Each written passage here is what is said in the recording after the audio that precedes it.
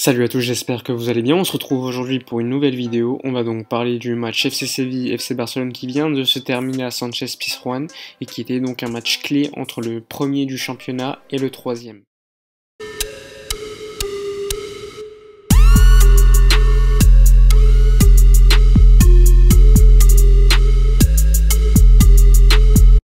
Au préalable, je vais quand même vous présenter les deux 11 titulaires de chaque équipe, choisis par Quique Setién et Julen Lopetegui, en commençant par le Barça avec au but sans surprise Marc-André Ter Stegen, ensuite à droite Nelson Semedo, assez logique puisque Sergi Roberto est absent pour une blessure aux côtes, ensuite dans l'axe, pas de surprise avec Gérard Piqué et Clément Lenglet, Umtiti étant suspendu, il n'y avait donc pas trop de suspense concernant la titularisation de Clément Lenglet. Piqué lui était sorti un peu blessé lors du match contre les Ganes, mais finalement il avait continué le match, donc il n'y avait pas eu trop de casse, il a été titulaire aujourd'hui. Ensuite à gauche, un revenant avec Jordi Alba qui remplaçait Junior Firpo, qui avait été titulaire lors du dernier match contre les Ganes. Jordi Alba était donc suspendu.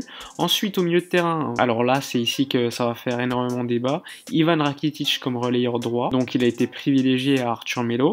Ensuite en numéro 6 Sergio Busquets et en relayeur gauche Arturo Vidal. Donc concernant le choix de Busquets et Arturo Vidal, c'est plutôt logique vu la formule du moment, surtout qu'Arturo Vidal s'était bien reposé contre les Ganes, ce qui laissait quand même penser qu'il allait jouer contre le FC Séville. Ivan Rakitic lui a joué 45 minutes lors du premier match à Majorque et ensuite 90 minutes contre les Ganes. Personnellement je pensais qu'il n'allait pas être titulaire pour cette raison. Finalement il est fort probable que les performances d'Arturo Melo n'ont pas été suffisantes pour convaincre Quique Setién et donc être titulaire pour ce gros match. D'ailleurs en passant c'est le milieu de terrain qu'il y avait à Anfield il y a un peu plus d'un an et qui avait donc sombré. Ensuite en attaque il y a une petite surprise avec le choix de Martin Braithwaite titulaire plutôt qu'Antoine Griezmann et pour l'accompagner pas de surprise Lionel Messi et Luis Suarez. D'ailleurs Luis Suarez ça faisait déjà plus de 5 mois qu'il n'avait pas été titulaire lors d'un match du Barça et donc après avoir joué à peu près 30 minutes contre Majorque et 30 minutes contre les Ganes, Quique Setién a choisi de les titulariser. Alors personnellement en ayant vu ce 11 avant le match je me disais clairement que c'était un 11 qui ne me plaisait pas des masses étant donné que comme vous le savez probablement Ivan Rakitic n'est pas mon joueur préféré, je considère qu'il n'a plus le niveau pour jouer au Barça, c'est un joueur qui se cache énormément avec le ballon. Quique Setién a dû peut-être également privilégier le statut d'Ivan Rakitic plutôt qu'un joueur comme Riqui Puig. Surtout il ne faut pas oublier les performances d'Arthur Melo comme je vous l'ai dit qui n'ont pas été extraordinaires. Concernant le 11 mis en place par Séville, c'est comme un 11 assez solide avec Vaclik au but, Jesus Navas, Diego Carlos, Koundé, Reguilón,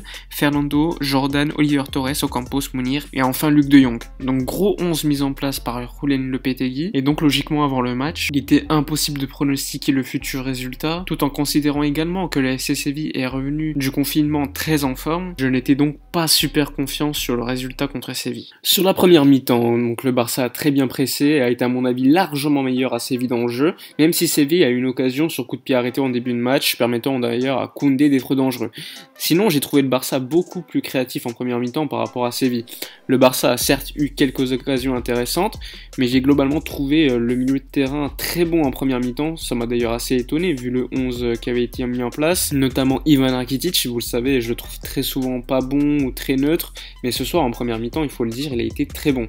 Busquets lui aussi est dans la continuité de ses performances depuis l'arrivée de Quique Setién, et concernant Arturo Vidal, c'est bateau de le dire, mais il apporte toujours autant au pressing et pousse les autres surtout à aller presser. Globalement, j'ai trouvé l'équipe très bonne en première mi-temps avec peut-être 2 points noirs, enfin 2 points négatifs, le manque d'occasion claire créé par l'équipe et Braithwaite qui selon moi n'a pas montré grand chose. Je veux vraiment mettre en avant le pressing effectué en première mi-temps qui n'a pas permis à Séville de ressortir et d'avoir le ballon souvent dans le camp du Barça même si c'est arrivé en fin de première mi-temps.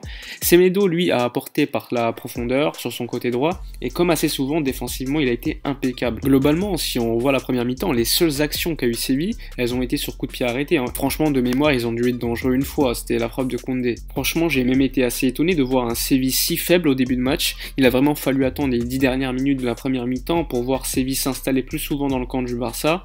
Finalement on a vu une flopée de cartons jaunes à ce moment-là, avec notamment Gérard Piqué, Busquets et Messi qui a échappé au sien sur la poussée de Diego Carlos, qui en a fait des tonnes, mais bon, à mon avis Messi méritait un carton jaune, il a échappé à ça, ça va évidemment faire parler quelques mauvaises langues, comme si c'était un carton rouge qu'il aurait dû recevoir. Enfin bref, en parlant de Messi, j'ai trouvé en première mi-temps qu'il a perdu trop de ballons, avec notamment Jordan qui le bloquait assez souvent.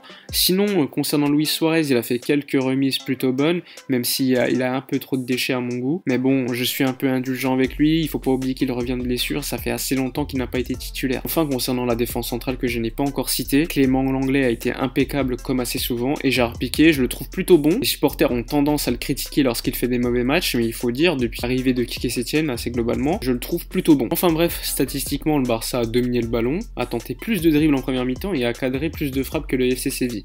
D'ailleurs, au niveau du duel, on a vu clairement que le Barça avait été au-dessus, et on peut le critiquer sur son manque de finesse technique, mais Arturo Vidal, lorsqu'il est titulaire, il est quand même plus qu'important au niveau des duels. Lui, au moins, il ne va pas esquiver les duels comme certains joueurs le font. Enfin bref, vraiment, sur cette première mi-temps, j'ai été plutôt content par rapport à ce qui s'était passé à Leganés, surtout que le FC Séville, c'est quand même le 3e du championnat, et surtout, ils étaient revenus très forts après la pause de 3 mois. Donc première mi-temps plutôt satisfaisante, il manquait juste le but. Concernant la seconde mi-temps, on a vu quand même un Séville complètement différent, qui est venu avec des intentions et qui a dominé globalement le Barça. Ils ont eu pas mal d'occasions franches, notamment avec Lucas Ocampos, ou encore en fin de match Reguilón. Et également la frappe de Mounir El Haddadi. Comme assez souvent, on peut remercier Marc-André Ter Stegen, qui a été impeccable comme assez souvent. Globalement, en seconde mi-temps, on a senti le Barça complètement différent par rapport à la première mi-temps. On a remarqué que les joueurs étaient entamés physiquement, ils étaient totalement cramés. Donc on n'a pas vu le même pressing qu'en première mi-temps. Et ce qui m'a également dérangé, c'est le manque de profondeur. Le problème en seconde mi-temps, c'est que Jordi Alba, déjà en première mi-temps, il n'avait pas attaqué comme il le fait d'habitude. Semedo, lui, est monté une ou deux fois globalement sur le match, mais c'est pas assez. Surtout quand le Barça affronte une équipe comme le FC Séville ce soir, qui a défendu en bloc assez bas, avec une ligne de 5 et une ligne de 4, et avec l'attaquant tout seul devant, que ça soit El Nesseri ou encore De Jong. Lorsque le Barça est dans cette situation, on peut se demander ce qu'il faut faire. Ben, tout simplement, il faut écarter le jeu, et il faut éliminer des joueurs, il faut dribbler. Et malheureusement, Jordi Alba ne dribble quasiment jamais, et Semedo, il a plus des qualités pour attaquer l'espace que pour dribbler, même s'il manie plutôt bien le ballon. Il suffit juste de voir l'attaque du Barça, Luis Suarez, Messi et Martin Braithwaite. C'est, comme je vous le dis assez souvent, des joueurs qui demandent le ballon dans les pieds. Messi, lui, est plutôt placé dans l'axe et pas sur le côté, donc il y a vraiment beaucoup de joueurs d'axe. Donc déjà, on retire Messi qui n'est pas sur le côté, Luis Suarez qui, lui, n'arrive plus à dribbler un joueur, Martin Braithwaite qui ne dribble quasiment jamais, Antoine Griezmann qui est rentré, mais lui aussi, il ne dribble jamais. Donc là, on peut se demander pourquoi Ansu Fati n'est pas entré. Alors certes, Ansu Fati n'est pas un dribbleur top mondial, mais c'est un joueur qui quand même va t'apporter de la profondeur et qui va tenter le dribble, même s'il y aura du déchet. Comme assez souvent ces dernières années, quand le Barça fait face à un bloc bas, au lieu d'écarter le jeu au maximum, on entasse les joueurs dans l'axe. Et ça se termine souvent par des phases de possession en U, c'est-à-dire que le Barça fait tourner avec Semedo vers Piqué, vers l'anglais, et que ça revient vers Jordi Alba. Ce soir, il n'y a aucun milieu qui a tenté le dribble, même s'ils ont été plutôt bons dans l'ensemble, surtout en première mi-temps, c'est pas des joueurs qui vont dribbler. Franchement, je vous le demande, c'est quand la dernière fois qu'Ivan Rakitic ou Arturo Vidal ont dribblé un joueur? Et Arthur Melo, quand il est entré, il a dribblé un joueur lors de la dernière phase de possession, où il a d'ailleurs obtenu un coup franc. Sinon, rien du tout. Kipouch, quant à lui, c'est à noter, il est bien rentré dans le match, même s'il a joué que 5 minutes. On a quand même vu certains appels assez intéressants dans des angles morts, c'est-à-dire à l'extrémité de la défense sévillane, ce qui permet donc d'écarter le jeu. Malheureusement, c'était beaucoup trop tard. Le seul point positif, vraiment, il est défensif, avec encore une fois un match sans prendre de but. Depuis la reprise, ça fait déjà 3 matchs sans prendre de but, ce qui est quand même assez intéressant, puisqu'on se le rappelle, avant le confinement, le Barça encaissait énormément de buts. En plus, ce soir, c'était contre Séville, une équipe qui avait marqué lors des 21 derniers matchs. Donc de ce point-là, c'est quand même assez positif, mais malheureusement, ce soir, le plus important, c'était de gagner le match et de se rassurer par rapport au match de Leganés. Alors certes, à mon avis, le match a été un peu mieux que contre Leganés, mais malheureusement, on n'a pas gagné, alors que contre Leganés, on a gagné. Alors oui, moi je mets en avant le jeu plutôt que le résultat, mais ce soir, on peut pas dire qu'on a vu énormément de jeux, surtout en seconde mi-temps où le Barça s'est fait dominer globalement. Si vraiment on devait juger les performances de chaque joueur sur la seconde mi-temps, moi je pense que ce serait plutôt les joueurs défensifs qui auraient une meilleure note. Je pense notamment à Ter Stegen, Clément Lenglet, Gérard Piqué et surtout Nelson Semedo. Alors certes, Jordi Alba a fait un sauvetage sur un centre à un moment donné qui était très important, mais offensivement il a rien apporté par rapport à d'habitude et j'attendais énormément de lui aujourd'hui, puisqu'en plus de cela il s'était reposé lors du match contre Leganés. Ensuite en attaque, j'ai été très déçu par la seconde mi-temps de Luis Suarez qui n'a jamais réussi à dribbler Koundé ou encore Diego Carlos. Quant à Lionel Messi en seconde mi-temps, je l'ai trouvé assez brouillon. On a l'habitude de voir un Messi beaucoup plus efficace d'habitude, il a perdu énormément de ballons. Face à une défense assez regroupée, c'était assez compliqué, il essayait d'utiliser Luis Suarez ou encore Arturo Vidal comme pivot, mais c'est assez compliqué quand il y a une défense qui est aussi bien organisée, qui défend à 5 face à Luis Suarez et Arturo Vidal. J'ai trouvé également Lionel Messi parfois placé beaucoup trop bas, c'est-à-dire à côté de Sergio Busquets, en essayant d'organiser le jeu avec des phases de possession en U souvent. Donc en gros, on donne le ballon à Lionel Messi et on dit à Lionel Messi, essaie de nous trouver une solution. Bon, Messi peut pas être au top lors de tous les matchs, c'est assez compliqué face à une défense comme Séville, même si évidemment quand on parle de Messi, on peut s'attendre à beaucoup mieux que ce qu'il a fait ce soir. Bref, si je devais choisir un top, je choisirais peut-être Sergio Busquets qui a récupéré énormément de ballons, sans sans oublier Clément Lenglet qui a été énorme. Sinon, au niveau des flops côté Barça, je pourrais en citer pas mal, mais je vais quand même choisir Luis Suarez, parce que quand même Luis Suarez, il a eu une occasion à un moment donné sur un centre de Jordi Alba,